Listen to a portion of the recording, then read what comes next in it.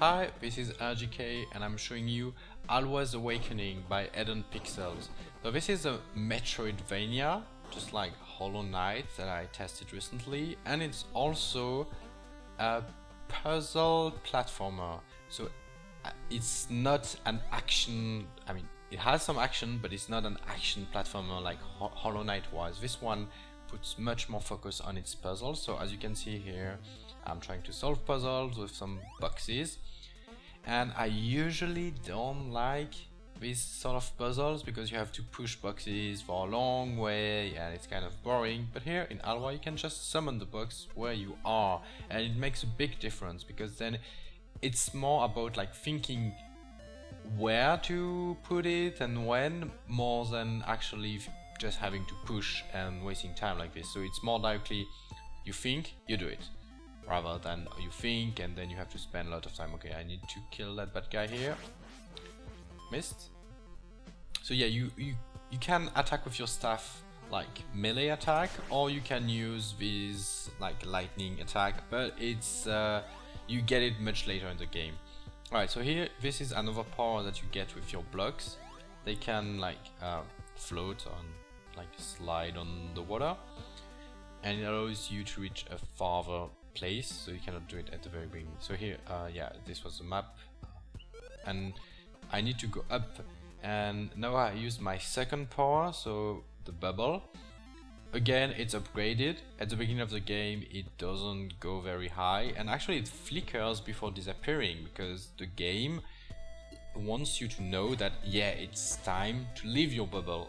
I mean, I didn't mean that about like comfort zone or whatever you were thinking, but I mean like it's time to jump before it disappears. And the game is not trying to trap you or to be bad to you. It's trying to be difficult while helping you.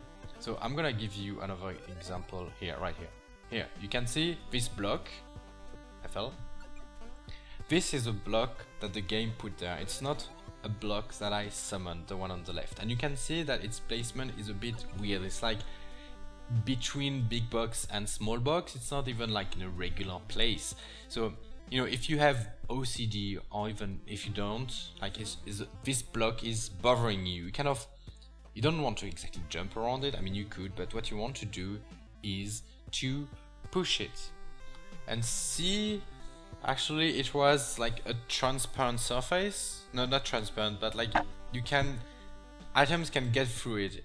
Yeah, I mean, in a way transparent, but, and actually it goes to where I was already, so I don't want to fall in this trap. So the game just taught me that yeah, this sort of trap, so you can fall down where you already were, exists. So if you want to make progress, be careful. And here, look, now I can directly summon my own box, push it and make it fall, and see where the traps are. So this is like smart design. The game teaches you that there is something there, and then you become more careful. And look here, I'm gonna try, yeah, even with an enemy. Actually, I discovered some secret areas in the game by noticing enemies like getting through walls, or when I pushed an enemy in a certain way and the enemy fell and there was a secret down there.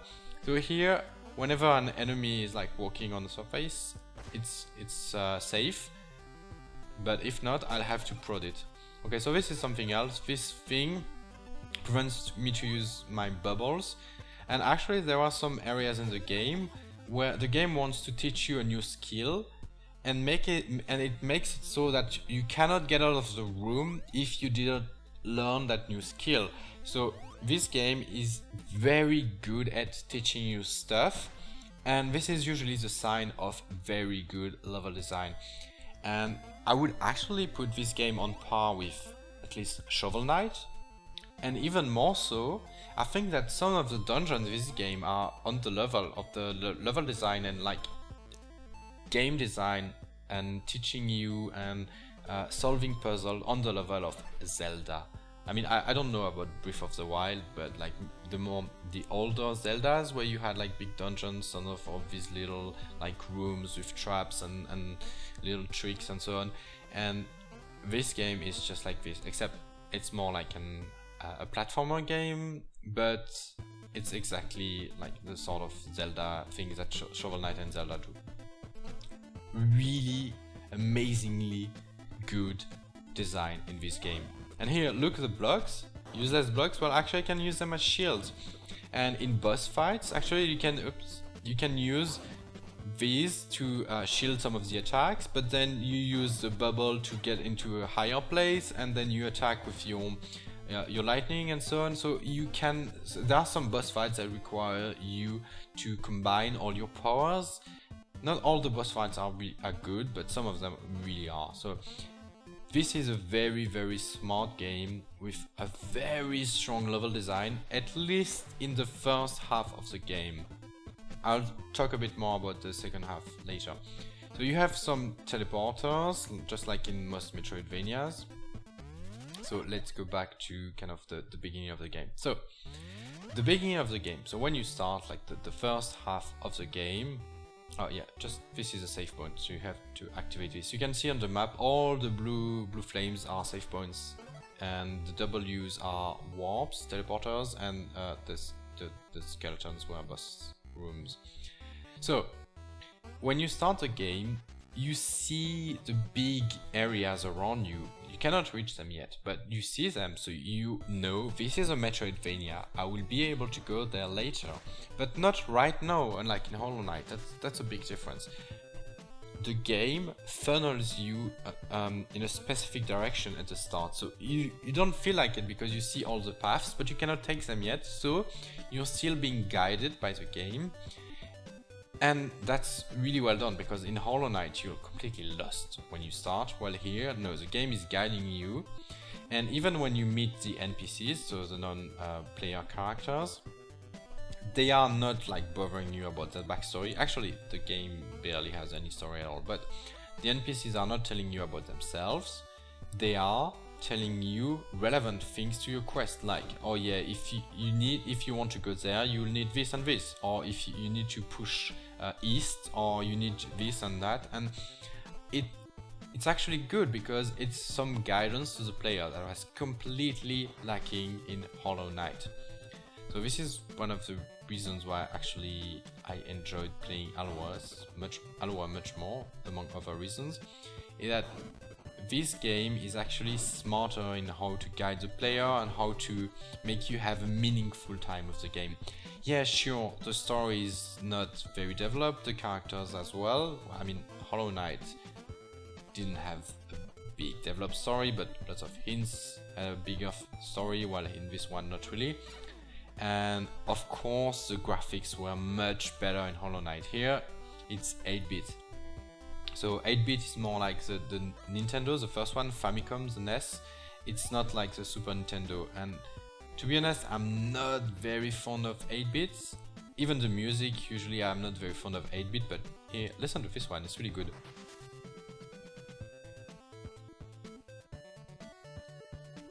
Yeah, I really enjoyed the music, and the graphics are not as appealing as Hollow Knight, but they're still good for 8-bit. I usually really don't like 8-bit, but this one was okay. Oops, I really need to get off these spikes, and I'll get off the room to reset the falling blocks.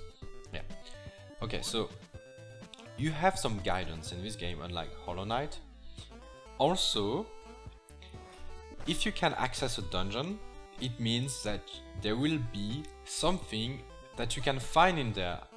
In Hollow Knight, you can access whole areas without finding anything relevant to you yet at that point, and that's bad level design. Okay, I need to focus on this jump, because alright, no, actually I should make a short jump, not these big jumps. Okay, one more try. Oh come on, I could do this, but right now I'm being bad. Yeah. So the game actually is very good at guiding you, but also every area that you can reach is relevant to you. If you can go to that area, you will find a good item and not a dead end. So this is really important, because it means that if you go somewhere, there is something relevant to your quests, and you're not wasting your time, unlike in Hollow Knight, where you can waste hours and hours and hours just going to places that are completely irrelevant to you. It's too early to go to these places, and it's not the case in Alwa at all. So yeah, much better design overall in Alwa. Yeah, of course it's not as pretty, but it's better design, and every single room in Alwa has its own challenge, its own like way to be solved or way to make progress. So you constantly use your brain. Like Hollow Knight, it's just like long corridors with enemies, and yeah, you just combat and that's it. It's not so interesting to I'm just trying to find where I'll be going next time. So Hollow Knight is like very empty, very hollow once you're moving around, while Alwa, actually every single room can be interesting. I mean, this is the beginning of the game and I already have powers to get through most of it very quickly, but overall, even if you backtrack, you're still having to think about what you're doing, about like your placement, the platforms and so on. So you're not just auto-guided in the game and being bored and just feeling like you're wasting your time. Here you're enjoying every moment because you keep having to use your brain, and I think it's a very, very important difference. So I was mentioning the map in Alwa. So here, when you make progress, even if you die, if you go back to a save point, you'll still see whatever you discovered and it gets filled in real time. So Hollow Knight had a big issue with its map, that you needed to find a specific character to give you a map, and even if you die, you lose what you have seen. No, actually, you don't lose what you have seen, but it's more like you cannot do it in real time. You need to go to a save point to fill in the blanks, while in Alwa it's done in real time, and it's much better. I don't understand why Hollow Knight was so awful with its map. Already the levels are very confusing, but then why make it difficult to actually know where you are? Anyway, so Alwa is much better, but still some mistakes. So one of the mistakes is that the items, whoops, I need to do a small jump for this one again. Okay, I'll be more careful. Yeah, talking about jumps, here you can see the air control in Alwa is much better. You can very quickly do turns, the more you press, the higher you jump, so the air control is very good. It's the case also in Hollow Knight, but just lots of platformers have very bad controls for your character. Like you have with momentum, you slide, you don't have full control, while in this one, perfect. The hitboxes are very generous, you don't have problems with hitboxes or anything like that. Everything is well done to the very little details. Except, as I was saying, in the map, you don't see some of the items that you have encountered. So it means, like, for instance, okay, in Dungeon 1, I see something that I cannot reach because I don't have the right power yet, but it's not told on the map, which means that I might very well forget that it was there. Okay, let me do this correctly. No, focus on the jump, not on the block. Alright, small jump, I wait for the thing to fall and I jump again and I'm good.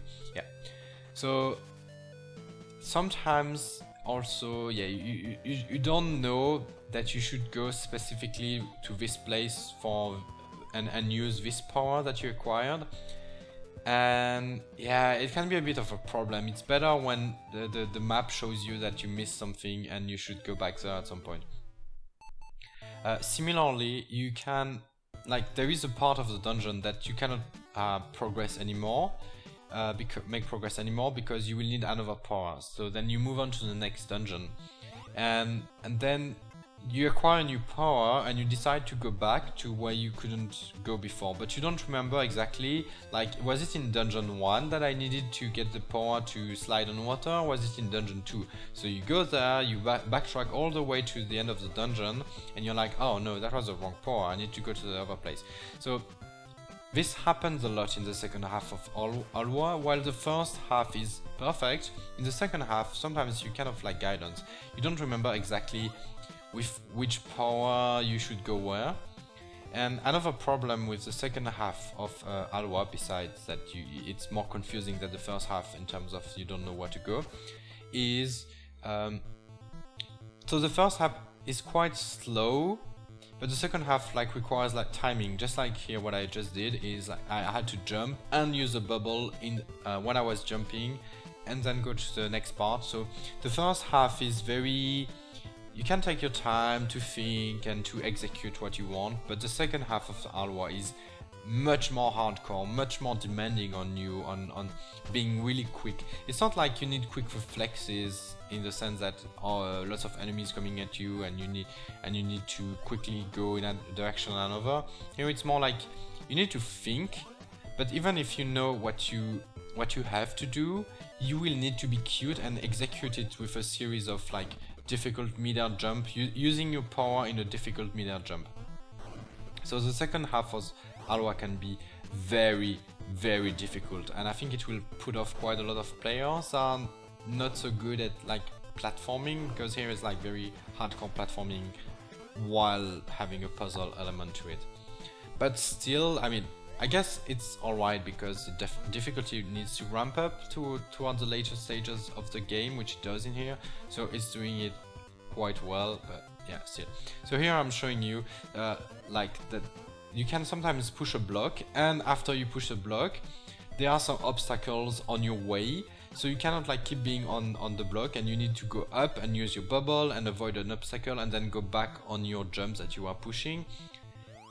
And yeah, it's the sort of things that will be required of you with timing and can be quite difficult. And also something is that in this game you can rebind all your keys like on the keyboard, so you can play on keyboard, you can play on controller, you can rebind anything. That's good. Except for one thing, is when you want to use a power, you need to use up and attack. And it means that up, like when you're moving, when you're doing a jump and you need then to use your power at the peak of your jump, sometimes you can like it doesn't register well because you are like trying to go left as well as having to press up. You see what I mean? Like you have to press up and left at the same time, like up for the attack and left for moving yourself, and it can like make your attack not really, I mean your power not really work while you're jumping. And I think there should have been the option to choose a dedicated key just for the powers rather than having to use up.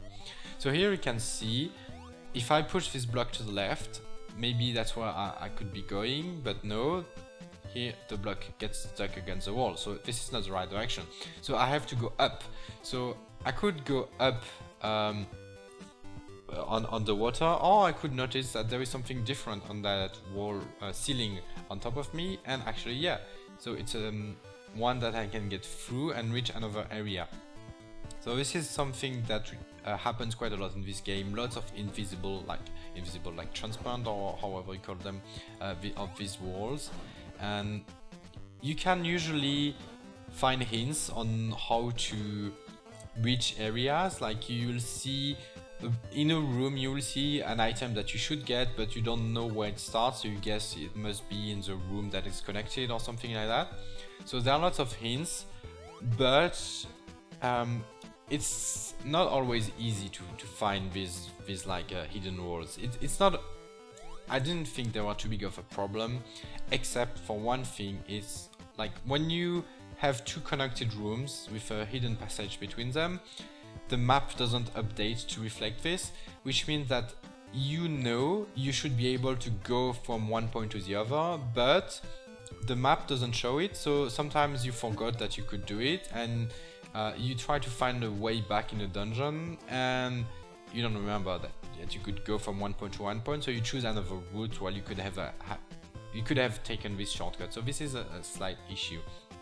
And similarly, the teleporters are very, like, they are at the start of a series of dungeons, and they are not like at the very end of the dungeons. So yeah, so at some point you kind of have to backtrack through entire dungeons to actually test your powers on the edges and see if you can progress further. And yeah, I mean, the second half of the game was a bit less good because of these sort of things, but at least unlike Hollow Knight, backtracking feels better because every room has its own challenge and difficulty, and you keep thinking, as I mentioned earlier. So even if you're backtracking, you're still being active, you're still thinking, you're not just like being on autopilot, oh I need to go from point A to B and it's gonna be super annoying and super long, because here you keep having these mini challenges of each room. So yeah, so the design of this game is really good. It's probably one of the best Metroidvanias I've ever played. Even if the second half is less good, I still think it's excellent. And it's also one of the best puzzle platformers I've ever played.